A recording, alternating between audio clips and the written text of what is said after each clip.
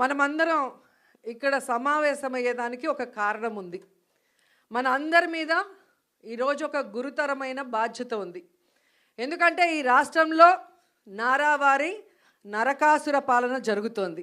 So ఈరోజు వైఎస్ఆర్ కాంగ్రెస్ పార్టీలో ఉన్న ప్రతి మహిళ, ప్రతి కార్యకర్త ఒక సత్యభామలాగా ఈ నారావారి నరకాసుర ప్రభుత్వాన్ని అంతమొందించే విధంగా నడుం బిగించాలని కూడా ఈ సందర్భంగా మీ అందరినీ కోరుకుంటున్నాను.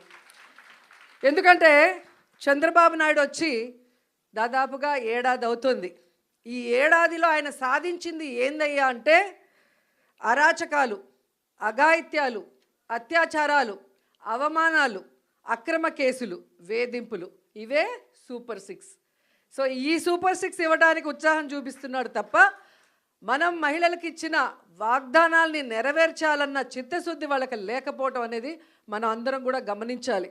ఎందుకంటే జగన్మోహన్ రెడ్డి గారు అధికారంలో రాకముందు మహిళలకి ఏమేం ప్రామిస్ చేశారు, అధికారంలో వచ్చిన తర్వాత అవన్నీ ఎలా ఫుల్ఫిల్ చేశారు, అవే కాకుండా చెప్పని అనేకం కూడా మన కోసం ఎలా చేశారో మళ్ళీ నేను ప్రత్యేకంగా చెప్పాల్సిన అవసరం లేదనుకుంటున్నా. ప్రతి కుటుంబంలో ఎంతమంది ఏ స్కీమ్కి అర్హులో కులం, మతం, పార్టీ చూడకుండా అందరికీ అన్నీ అందించారు కాబట్టే ఈరోజు మనం ధైర్యంగా గ్రామాల్లోకి వెళ్ళగలుగుతున్నాం.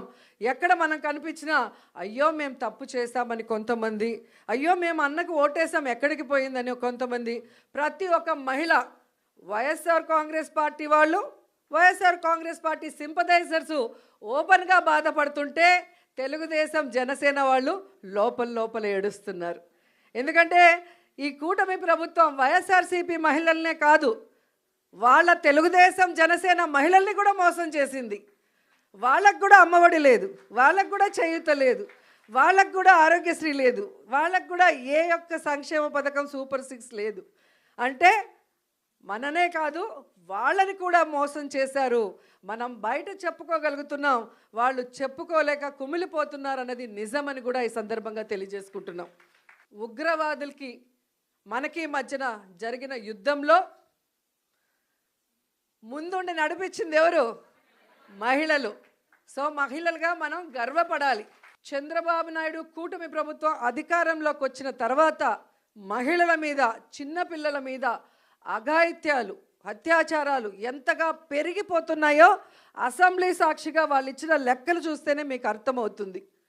అంటే ఈరోజు ఒకవైపు ఉన్మాదుల్ని తయారు చేస్తూ ఎలా సోషల్ మీడియాలో మహిళల్ని టార్గెట్ చేయటం, ఎవరు వైఎస్ఆర్సీపీకి స్ట్రాంగ్గా నిలబడి మాట్లాడుతున్నారు లేదా ఎవరు సమస్యల మీద పోరాడుతున్నారో వాళ్ళని ఐడెంటిఫై చేసి, ఆర్గనైజ్డ్ క్రైమ్ అంటారు దాన్ని. జగనన్న ఒక్కటే చెప్పాడు, మనం తప్పు చేసి జైలుకి వెళ్తే అవమానంగా భావించాలి కానీ తప్పుడు కేసు వల్ల లోపలికి వెళితే బాధపడాల్సిన అవసరం లేదు.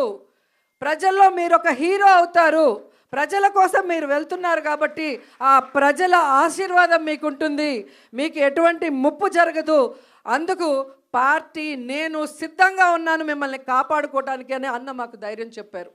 అధికారంలో ఉన్న, అపోజిషన్లో ఉన్న మనని, ప్రజల్ని సొంత బిడ్డల్లాగా ఆయన ఎప్పుడూ ఆదరిస్తారు, మనకు ఎప్పుడూ అండగా ఉంటారు. కాబట్టి అలాంటి మంచి వ్యక్తి మళ్ళీ ముఖ్యమంత్రి అయితే ప్రజలు బాగుంటారు, రాష్ట్రం అభివృద్ధి చెందుతుంది, మనం అందరం కూడా గౌరవమైన స్థానంలో ఉంటాము అన్న విషయం మీ అందరికీ తెలియజేసుకుంటూ, రాబోయే కాలంలో మహిళా సమస్యల మీద పోరాటం కోసమైనా, మహిళల హక్కులు సాధించడానికి నిలదీయటానికైనా మీ అందరికీ అండగా మేమంతా ఉంటామని మాట ఇస్తూ సెలవు తీసుకుంటున్నాను.